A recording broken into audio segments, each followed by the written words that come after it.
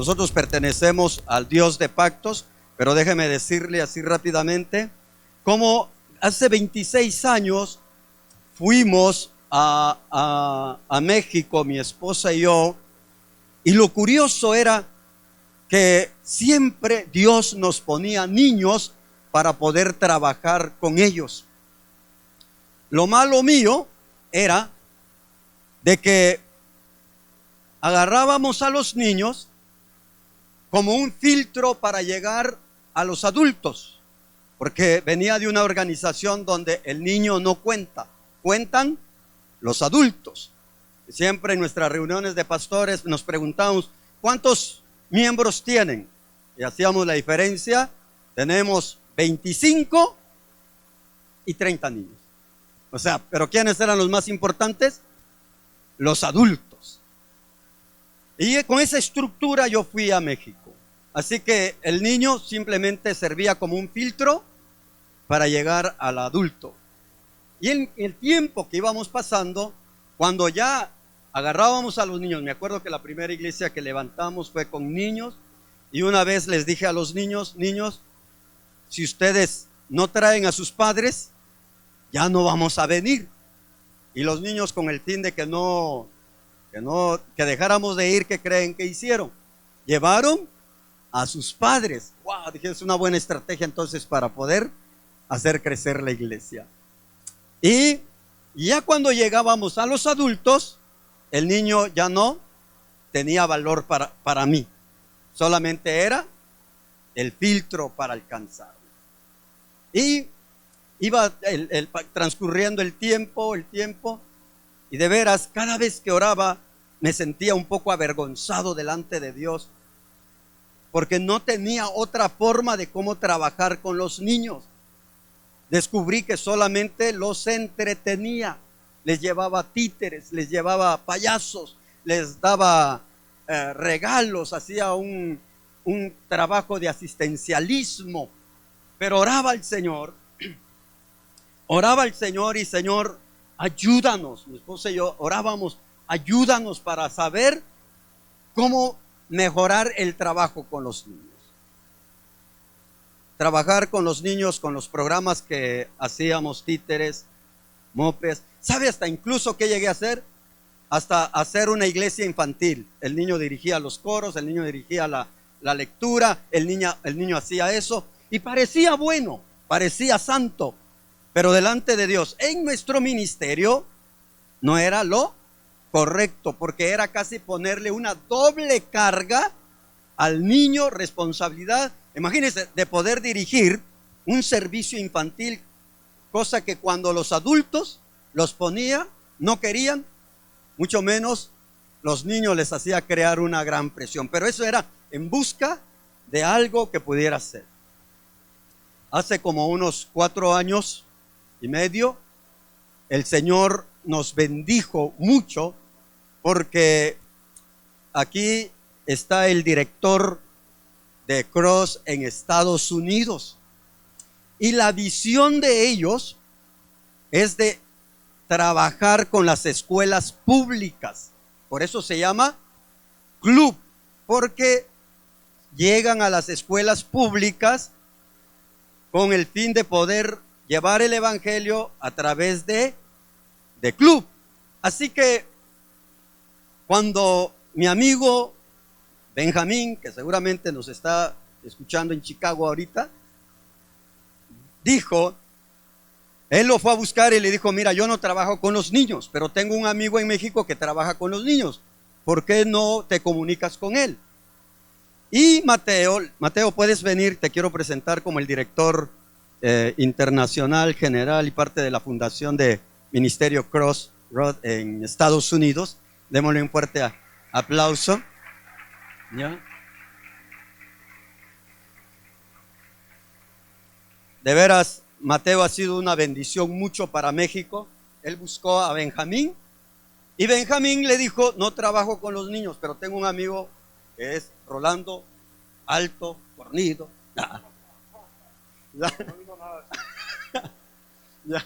Y él puede conectarse con los niños. Por eso El club, ellos trabajan en Estados Unidos. ¿Podrías explicar un poquito de cómo es el sistema en Estados Unidos para que ahora entiendan el contexto por qué el club, Mateo? Sí, por favor. Él es Mateo, sin mascarilla. ¿Ya? Muy buenos días. Bueno, en Estados Unidos, no sé si ustedes saben, pero hay una separación completa entre Estado e iglesia, ¿verdad? Entonces, como las escuelas públicas, las iglesias no saben que sí pueden entrar en las escuelas después de clases. Y la ley sí nos permite hacer esto. Entonces, nuestra misión en Estados Unidos es movilizar a las iglesias, captar la visión de que, 90% de los niños están en las escuelas públicas en nuestro país. La mayor porcentaje de las personas que reciben a Jesucristo en su vida lo reciben antes de 14 años de edad. Entonces, la misión, ¿verdad? El cosecho es en la escuela.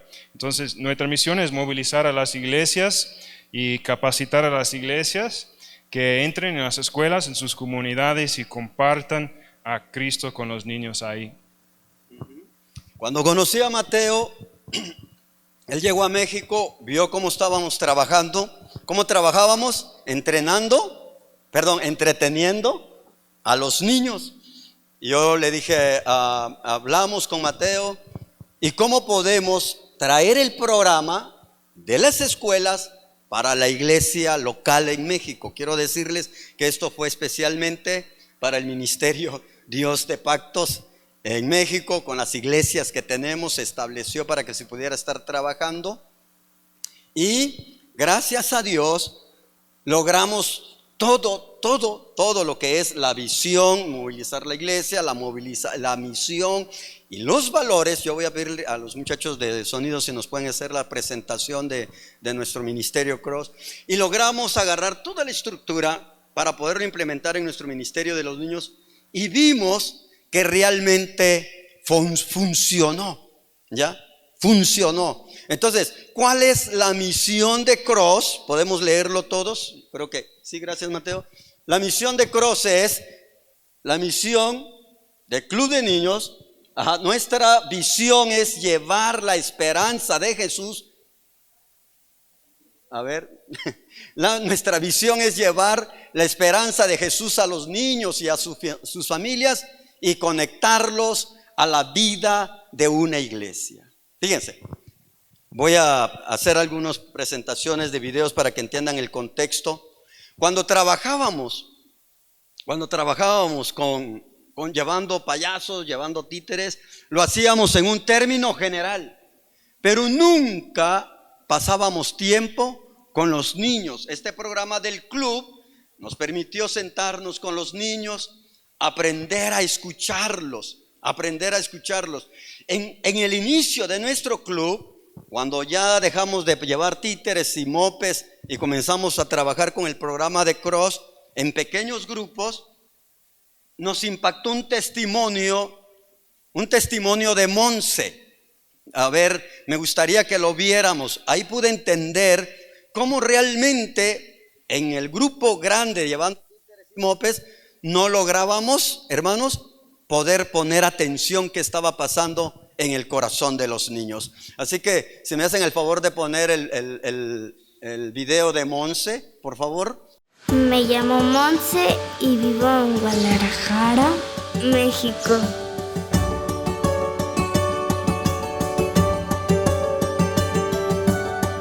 Empecé a ir al club, pero era muy tímida. En el club aprendí a respetar a mí mismo, respetar a mis mayores y respetar a la palabra del Señor. Una vez aprendí que Jesús iba a venir a hacer todas las cosas nuevas. Ya no iba a haber más llanto ni muerte. Pero ya le dije al líder que esto era verdad para mí, porque Jesús ya había venido.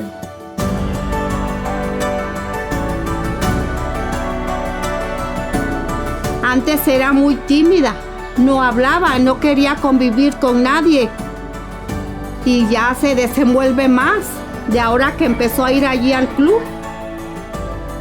Recibía a Dios en mi corazón y había quitado mi tristeza.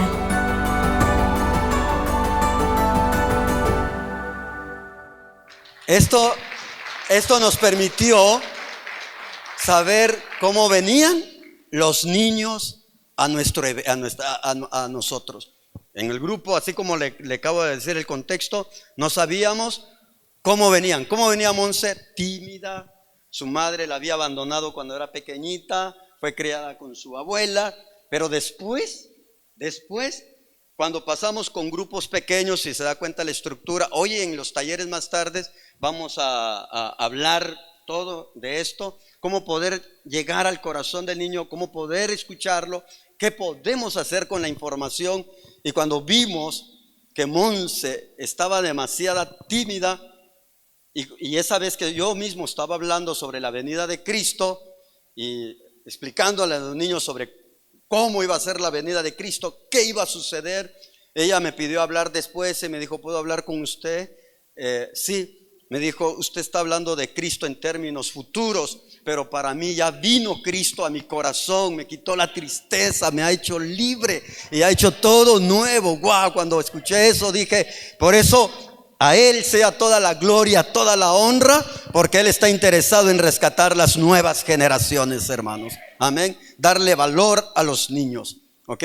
Yo quiero decirles que esta tarde vamos a presentar todo lo que es la visión de Cross, del ministerio, y si hay algunas preguntas las vamos a hacer en los talleres, pero generalmente, por si no vamos a tener muchos en los talleres, me gustaría que se quedara con el testimonio de Ramiro. Ramiro era un niño que llegó muy amargado, muy enojado, pero sabe, la bendición es que ahora ellos, ya la palabra está sembrada. Me preocupaba porque yo decía, wow, ya estoy acercándome, bueno, ya tengo 52 años, y decía, ¿qué legado vamos a dejar a México? ¿Qué legado?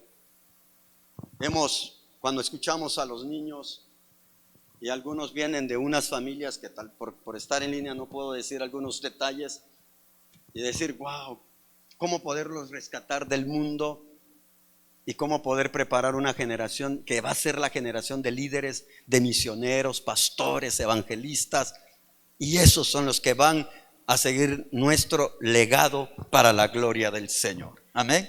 Vamos a ver un poquito sobre Ramiro, que es parte de mi fotografía de historia. Me llamo Ramiro, vivo en Guadalajara, México. Cuando yo estaba chiquito, mis papás se separaron. Mi mamá se juntó con otra persona y se sentía mal a veces y lloraba mi mamá. Cuando yo veía a mi mamá llorando, yo me sentía mal y enojado, con muchos sentimientos, muy triste. Yo empecé a ir al club de Crossroads. En el club sentí más paz, menos enojo. Me enseñaron la palabra de Dios, la Biblia. Acepté a Jesús en mi corazón. Sentí más felicidad en mi corazón. Mis actitudes han mejorado. Ya no pienso tan mal. Ya me llevo mejor. Que nació mi hermano me llevó bien. He aprendido mucho sobre la palabra de Dios. Y eso me hace feliz el corazón. Tengo unos minutos más para poder ampliar un poquito el tema sobre alcanzar las nuevas generaciones. Eso fue lo que el tema que me dieron. Y estuvimos orando muy fuertemente para poder dar este tema, y estuvimos pidiéndole al Señor que Él bendijera este tiempo. Y tenemos el tema alcanzando las nuevas generaciones.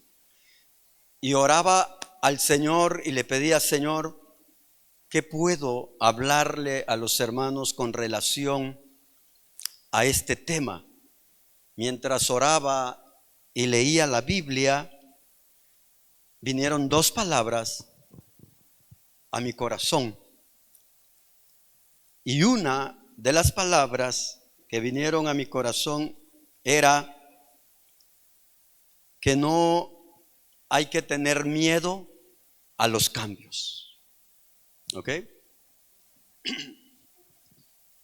¿Le puede decir a la persona, no tengas miedo a los cambios? Otra vez, no tenga miedo a los cambios.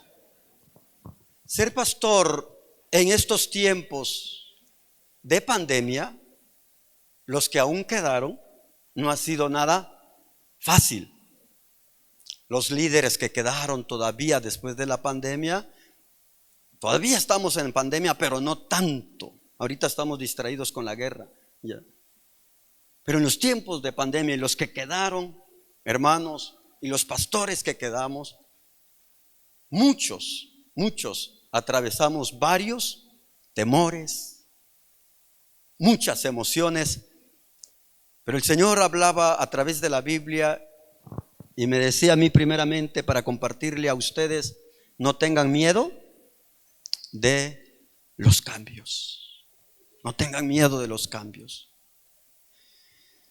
Cuando estaba leyendo esto, estaba leyendo Génesis capítulo 14, versículo 17. Vamos a buscarlo, vamos a leer del 17 al 20.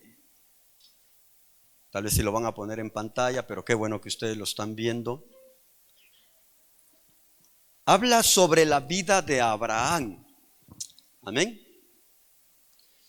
Abraham, todos lo conocen como el padre de la fe, ¿verdad? El padre de la fe, el padre de la muchedumbre. Pero hay un pequeñito detalle registrado allí en Génesis capítulo 14, versículo 17. Resulta que ese hombre es padre de la fe, pero en el versículo 17, si leemos todos juntos, dice la palabra del Señor. A ver, leamos en voz alta, ¿qué dice?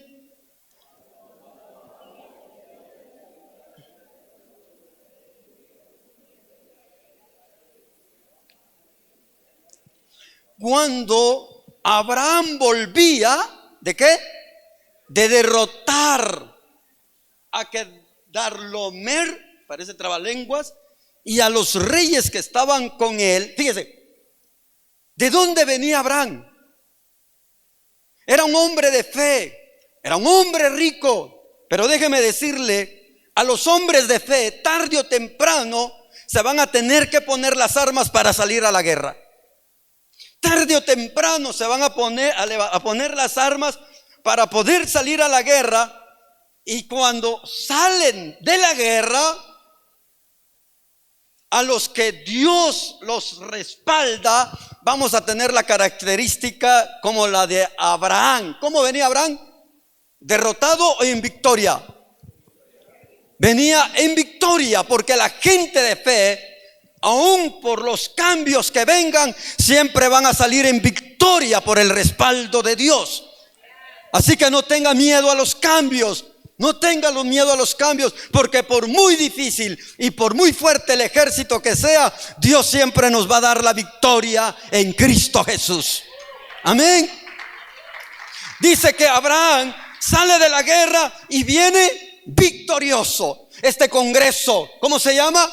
Fortaleciéndonos, es para venir a levantar el ánimo, a fortalecer las emociones y decir que aunque lo sepamos, Dios está con nosotros, hermanos. Dios está con nosotros. Y si Dios con nosotros, ¿quién contra nosotros? No tenga miedo a los cambios que está atravesando, porque la presencia del Señor está con nosotros. ¿Cómo vamos a alcanzar las nuevas generaciones? Aprendiendo a no tener miedo a los cambios. Amén. Entonces Abraham se va a la guerra. ¿De dónde le salió la guerra si era un hombre rico? De la fe. ¿De dónde le salió la guerra? De la fe. Ser un hombre de guerra le sale porque es un hombre de fe. ¿Por qué usted está en guerra? ¿Por qué tiene problemas? Porque usted es un hombre, mujer de fe. Ahí está aquí porque quiere ver la victoria en Cristo Jesús sobre su vida. Amén. Mire, entonces tenemos a Abraham, número 1, victorioso.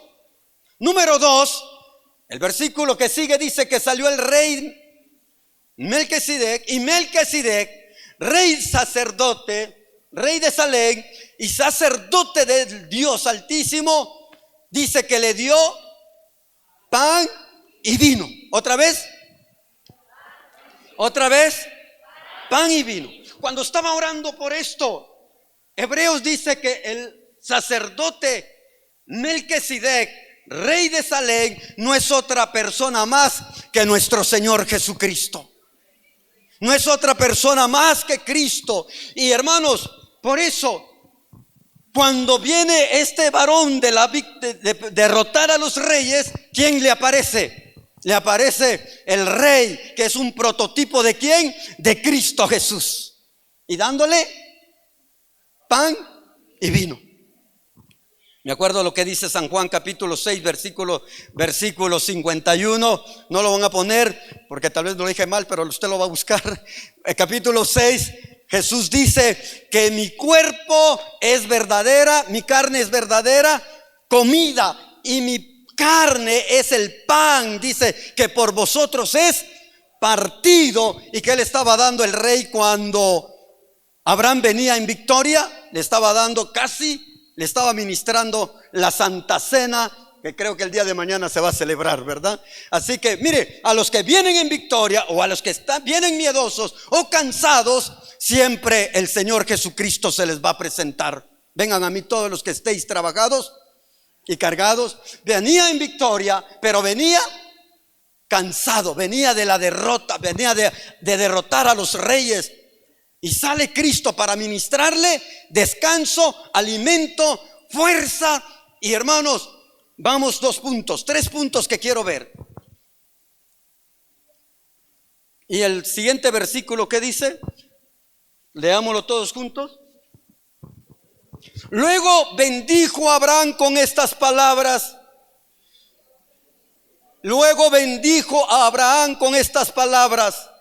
Que el Dios Altísimo, creador del cielo y de la tierra, bendiga a Abraham. ¿Sabe cuál es el trabajo nuestro, hermano? No es otra cosa que declararlo bendecido a usted. Yo no conozco su nombre, pero mire, a los que vienen de pelear, aunque vengan victoriosos, traen cansancio. Cristo les ofrece descanso y luego suelta una bendición. Si usted conoce el nombre de la persona que la tiene a la par, dígale: te bendigo en el nombre de Jesús, por nombre. Bendígalo.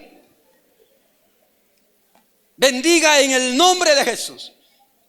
Entonces, en esa conferencia que Abraham tuvo, recibió, número 1, la victoria. Número 2, la Santa Cena. Número 3, la bendición.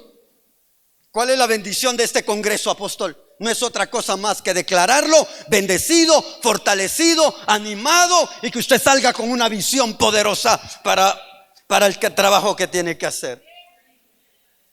Pastor Moisés, qué bonita palabra. Hasta la hormiga le dice: prepárate. Hasta la hormiga le dice: prepárate. Pero hoy, en esa preparación, no tenga miedo a esos cambios que le van a venir. Amén.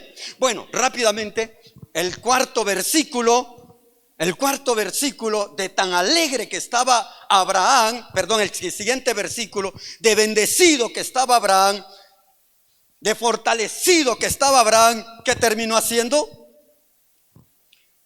Bendito sea el Dios Altísimo, que entregó a tus manos a tus enemigos. Todos lean junto conmigo. Y mire, este servicio terminó de tanta victoria, de tanta bendición, de tanta palabra, que Abraham estaba bendecido. ¿Qué terminó haciendo? Diezmando.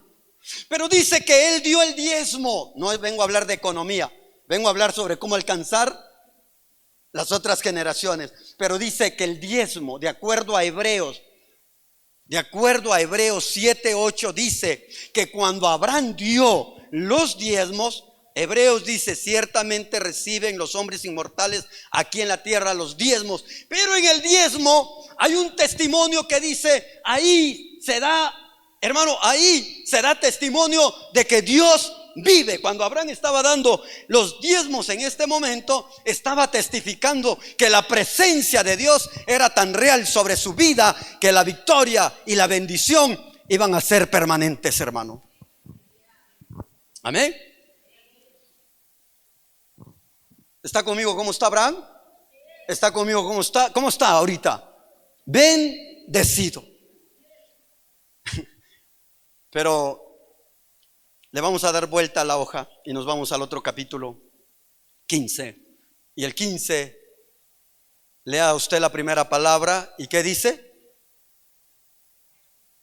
Si tiene la Biblia abierta. Otra vez. Después, ¿cuáles cosas? Después de estas cosas. Después de estas cosas, ¿cuál es el contexto? ¿Qué cosas acabamos de hablar? La victoria, la Santa Cena, ¿qué más? La bendición, el diezmo. Y después de estas cosas, Abraham no pudo dormir. Esa noche Abraham no pudo dormir. Abraham le entró el miedo, le entró el nerviosismo. Hermano, la vida no es lineal. Le hemos enseñado a los niños que la vida no es lineal. La vida tiene sus altos y sus bajos. Abraham acababa en el 14, acababa de tener una gran bendición. Pero ahora, después de estas cosas, Abraham, dice el versículo 1, después de estas cosas, vino palabra de Dios a Abraham en una visión. ¿Y qué le dijo? Número 1, no temas, Abraham. Otra vez, no temas, Abraham. Otra vez, no temas. ¿Qué fue la primera palabra que el Señor me dijo que le dijera? No tenga miedo a los cambios, porque a pesar si estuvo usted en victoria, tuvo prosperidad y ahora está en el otro capítulo, no tenga miedo, porque al siguiente capítulo Dios sigue estando todavía con usted, hermano. Dios sigue estando con usted. Amén. Puede ser que usted esté viviendo su capítulo 14, pero tarde o temprano le va a llegar su capítulo 15. Y la victoria, la alegría, la abundancia va a quedar en él. ¿Qué dice el versículo 15? 1:15. En el después. Pero aunque quede en el después, Dios sigue siendo el mismo de ayer, de hoy, por los siglos de los siglos. Amén. No importa la historia, Dios sigue estando en el capítulo 15. Y en el capítulo 15 le dice a Abraham, cuando no puede dormir, cuando está nervioso, cuando está ansioso: no temas, Abraham. Quiero decirle que cuando Dios me dio esta palabra, que no temas, me la dio a la 1 de la mañana. Yo decía: Señor, no puedo dormir. ¿Será que solo soy yo el que no puedo dormir? El Señor me dijo: no, en la conferencia hay mucha gente que no puede dormir tampoco. Los nervios, la ansiedad, los cambios de la vida le han robado el sueño, pero no han robado la presencia de Dios. Amén. Los problemas en el matrimonio, los problemas con los hijos, los cambios de los negocios. Puede hacer que usted esté en el capítulo 15 y pueda usted verse, y aquellas victorias han quedado en el 14, pero aún sigue Dios diciéndole: no temas, yo estoy contigo. No temas. Pude orar por algunos de ustedes mientras estaba recibiendo esa palabra. Casi a la 1 de la mañana decía: soy el único que no puedo dormir. No. Gente en la conferencia, pastores, Pero también no solamente ellos, también le pasó a un hombre de fe, un hombre de victoria, un hombre de Santa Cena, de presencia de Dios, un hombre dador, un hombre rico. Todos atravesamos los altos y los bajos. Pero en los altos está Dios. Y en los bajos está Dios. Y en los bajos nos dice Dios: no temas. Y en la victoria nos da su cuerpo y nos da su vino para declarar que su presencia está con nosotros. Y dice el versículo 2, fíjese bien, número 1 que aprendí de Abraham. Primero, no tener miedo a los cambios. Y para alcanzar las otras generaciones, debemos de ser como Abraham, desearlos. Para alcanzar las otras generaciones, ¿qué debemos de hacer? Desearlo. ¿Qué quería Abraham? ¿Por qué le vino el miedo? ¿Por qué le vino el nerviosismo? ¿Por qué le vino la ansiedad? Porque dice el siguiente versículo: y respondió Abraham, no temas, Abraham. Y respondió Abraham: Señor Jehová. Respondió Abraham: Señor Jehová, ¿qué me has de dar siendo así que ando sin hijo? Y el mayordomo de mi casa es ese Damaseno Eliezer. ¿Qué era lo que no tenía Abraham? Hijos. No tenía una generación a quien le podía dar el legado. Hermano, si para poder alcanzar las otras generaciones debemos de ser como Abraham, desearlas y amarlas. ¿Por qué? Porque a ellos les vamos a transferir la antorcha de la palabra del Señor, la luz del evangelio. ¿Qué era lo que iba a pasar con Abraham? Transferirle la promesa de la fe. Abraham estaba miedoso, ansioso, porque no tenía hijo. No tenía donde poder dar. Y sigue diciendo. Y respondió, dijo más Abraham: mira que me has dado, mira que no me has, todos leamos juntos, no me has dado prole. Y he aquí que mi heredero es es uno que ha nacido en mi casa. No era un niño, ya estaba viejo. ¿Y que era el anhelo de Abraham? Que sus generaciones pudieran, hermano, permanecer aún hasta la fecha. Hace unos años mi esposa y yo estuvimos en la iglesia donde se originó uno de las segundas reformas del evangelio. ¿Y sabe cómo quedó la iglesia? Quedó como un museo, ¿ya? Con este señor Calvino, que es parte de los reformadores. Y las iglesias, estuvimos en varias iglesias donde fueron parte de la reforma, de aquel gran avivamiento que se ha escuchado. Y las iglesias han quedado ahora cerradas como museos. ¿Por qué? Porque ellos no desearon trabajar con una generación. Y no está mal trabajar con los adultos, pero debemos de pensar en las otras generaciones.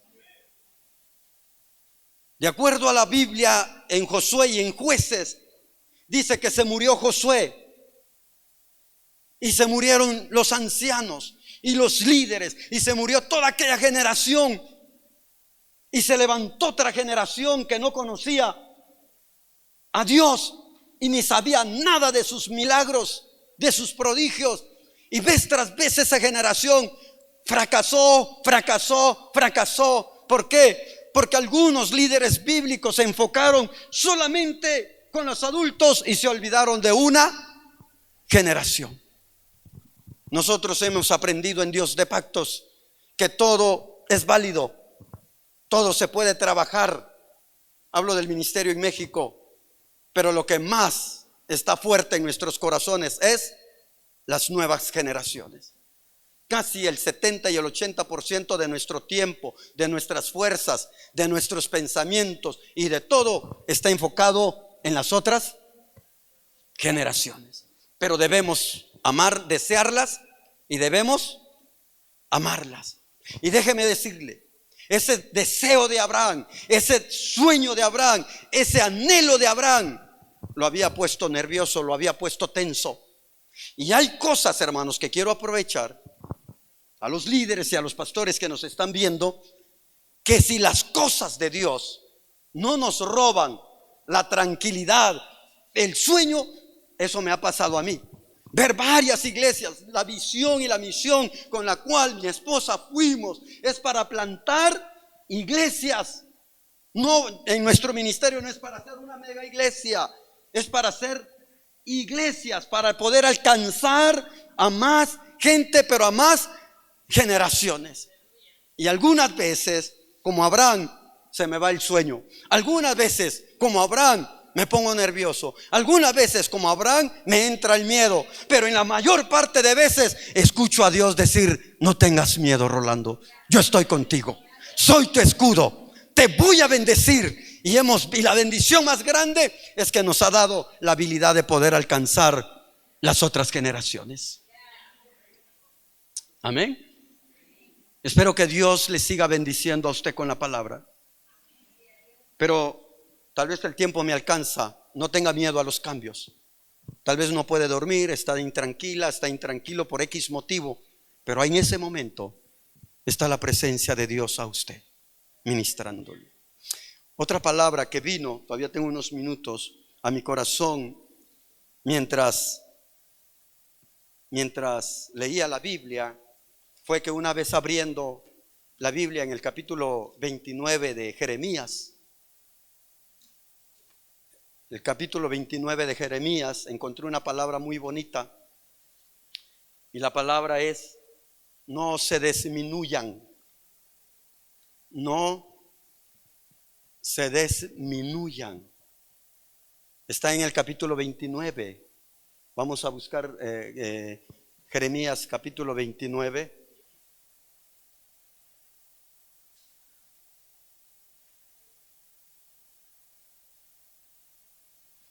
Esta carta se la dictó Dios al profeta Jeremías.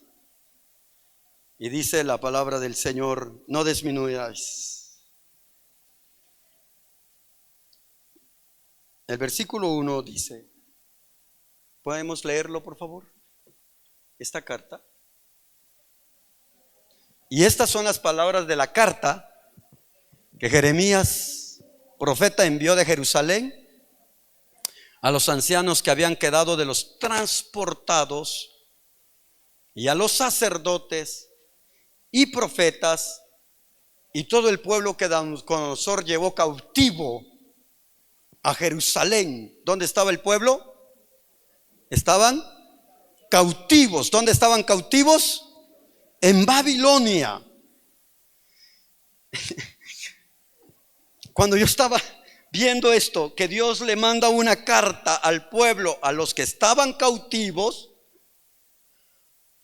le pedí al Señor y le decía: Señor, muéstrame cuál es el carácter, cuál fue la actitud que la gente tuvo cuando llegaron a Babilonia cautivos. Y en ese momento, mientras oraba, vino el Salmo 137. Póngale el dedo ahí al capítulo 29. El Salmo 137. Y sentí como si la respuesta de Dios había venido sobre mi corazón, que cómo llegaron los cautivos a Babilonia. ¿Qué dice el Salmo 137? Dice que cuando llegaron, se fueron, número uno, ¿a dónde? Se fueron a los ríos de Babilonia y ahí se sentaron. ¿Y qué se pusieron a hacer? A llorar. Dice que cuando se los llevó Nabucodonosor a Babilonia, ellos iban con una mente cautiva de esclavo, y allá nos muestra y dice que allá se fueron a llorar y comenzaron a acordarse. Su mente no estaba para el futuro, estaba en el pasado. Y ahí nos acordamos de quién, de Sión. Sigamos leyendo. 2. Junto a los ríos de Babilonia, ¿qué más dice? No, yo tengo aquí. sobre los sauces, en medio de ella colgamos nuestras arpas. Y los que nos habían llevado cautivos nos pedían que cantásemos. Y los que nos habían desolado nos pedían alegría, diciendo: cantadnos algunos de los cánticos de Sión. ¿Y qué fueron la respuesta de ellos? En el versículo 4. ¿Cómo cantaremos cántico de Jehová en tierra de extraños? ¿Cómo? Hermanos, ¿se acuerdan de la segunda palabra? ¿Cuál era? No se disminuyan. Porque cuando nosotros sentimos que el enemigo nos ataca, creemos que nos podemos disminuir. Muchas iglesias en este entonces de pandemia sintieron que estaban disminuyéndose. Algunos ministerios sintieron que se estaban disminuyéndose porque la pandemia parecía que fue una etapa de cautiverio. Muchos dejaron de cantar. Algunos colgaron las arpas. Algunos se sentaron en los ríos a llorar y algunos comenzaron a pensar cómo habían sido los tiempos atrás. Me mandaban videos en algunos grupos y decían: así eran nuestros tiempos antes de la pandemia. Y la gente brincaba y danzaba. Y ahora, ¿cómo están? Bien educaditos con su cubrebocas ahí, calladitos.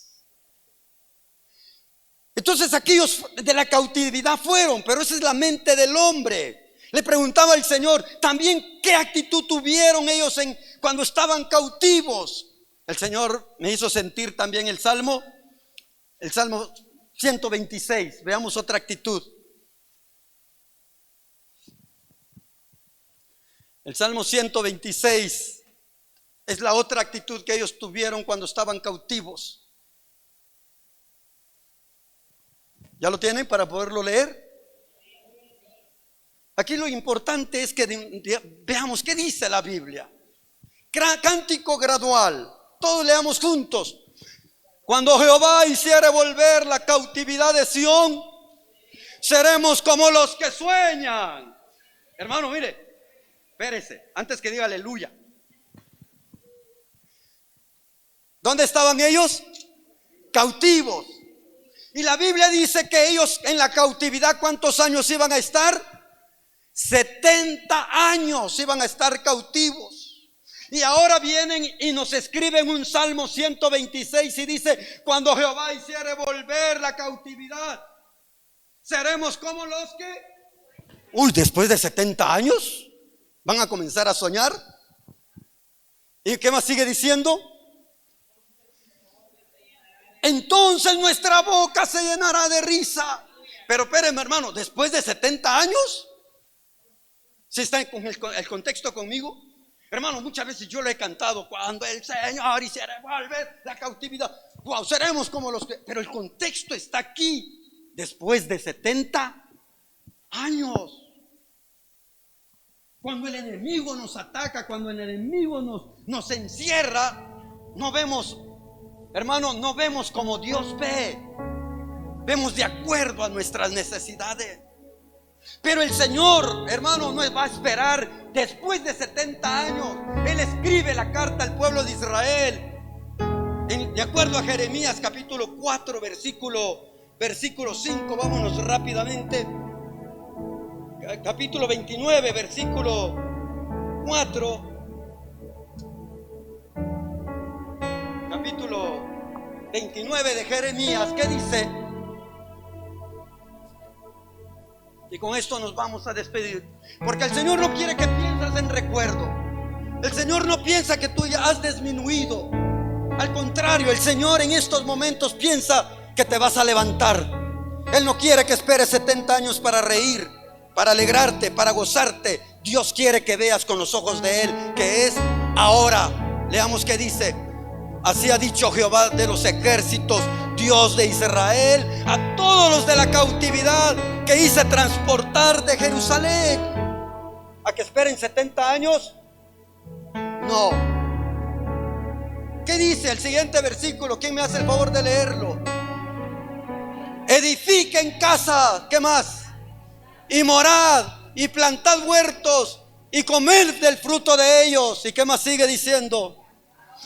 Casaos y engendrad hijos e hijas, dad mujeres a vuestros hijos y dad marido a vuestras hijas, para que paren hijas y multiplicáis y no seáis poco. La segunda palabra que Dios me dijo para terminar es que no tenga miedo a los cambios. Para alcanzar las futuras generaciones, no tenga miedo, que Dios está con usted. Segundo, para alcanzar las futuras generaciones, aunque esté poco, aunque sean pocos, aunque se vean pocos, aunque se vean escasos, Dios dice que los va a bendecir. Y comiencen a trabajar. ¿Por qué? Porque Él los va a bendecir, los va a multiplicar, les va a engrandecer, porque ese es el Dios del cielo, mis queridos hermanos. Amén. Él no espera 70 años para que usted ría. Él no espere 70 años para que usted dance. Es el tiempo de hoy que Dios le quiere ministrar su fuerza. Hoy no tenga miedo, no tenga pánico. Pastor, no puedo dormir. Es el momento de que la presencia de Dios está ahí con usted. Las deudas, los hijos, no tenga miedo. No se va a disminuir, no se va a disminuir. El enemigo no tiene poder contra usted, porque la victoria de Cristo está sobre su vida. Que Dios le bendiga. Y hoy nos vamos a fortalecer, porque no nos vamos a disminuir. Al contrario, vamos a pensar en las futuras generaciones para que el legado pueda seguir.